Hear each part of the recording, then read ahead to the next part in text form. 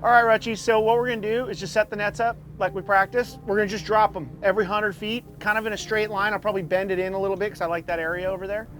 Our method of take here, there's two ways you can do it. You either grab them with your hand and get in that cold ass water in the middle of winter, which that's not happening with me, or you learn to fish a hoop net.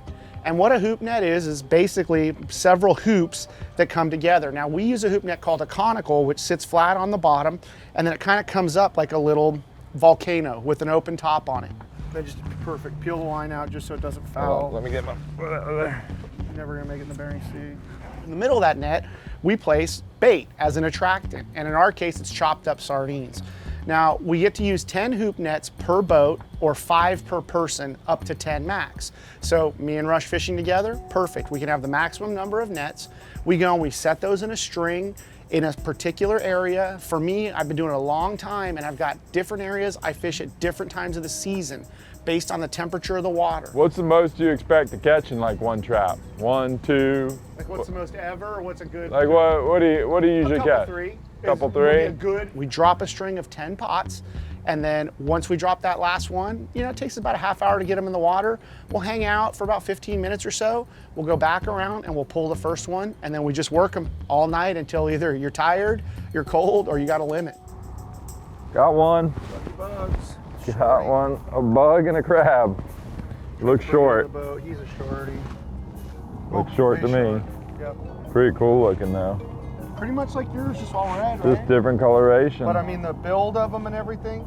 You pull these hoop nets up, and the key to this is to pull it up fast enough where the lobster aren't going to jump out. You have to have tension, and you got to pull them up straight up and down.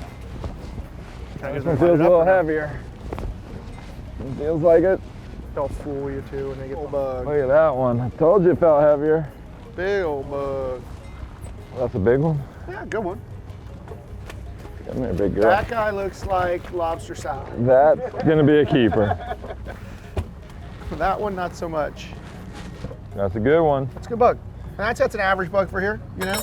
Almost a quarter over. Dude's born with That's a big old tail for that lobster. Not a lot of junk in the trunk. Hopefully we get a couple big ones.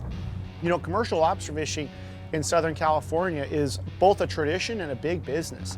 You know, our commercial lobster fishery is very well protected, and our fishermen manage that fishery in partnership with Fish and Game, and it's kept it prolific for my whole life. I see tacos. Oh, look at there. I see tacos. We got another one. That's a keeper for sure. Looks like he'll be close. Oh, She'll be close. she wedged Don't break my lobster, Rut. She wedged herself in there. You know, and that same mind for mentality and size limits and all that applies to us as recreational lobster guys. And that's even been adopted down the beach from, you know, the Mexican fishermen all the way down in Abreojos. We're all using the same gauge, we're all chasing the same fish, and we're really trying to look out for its future. Now, is there a limit? Yeah, 7 per person. 7? That's a lot That's of a lot of lobster. A lot of lobster. The biggest advantage of living next to the water or living by the water is being able to go out and harvest your own food. Dude, look at that one. That's what I'm talking about. Wow. Man. I don't think we need a gauge for that one. Look at that. This one's definitely a keeper. Short ball. Oh. No, see how it falls right in there? Yeah, as long as it touches, you're okay, but we don't keep them. Yeah, well, we're gonna let this guy go. And then Lobzilla right here.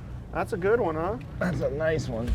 They're really 3 pounds. You can't get them with one hand. I was gonna say 2.5, 3. Look at the legs, how fat they are. Is that a are. good bug for your department? Oh, that would be big. You know, I'm super fortunate to get to travel all over the place for work.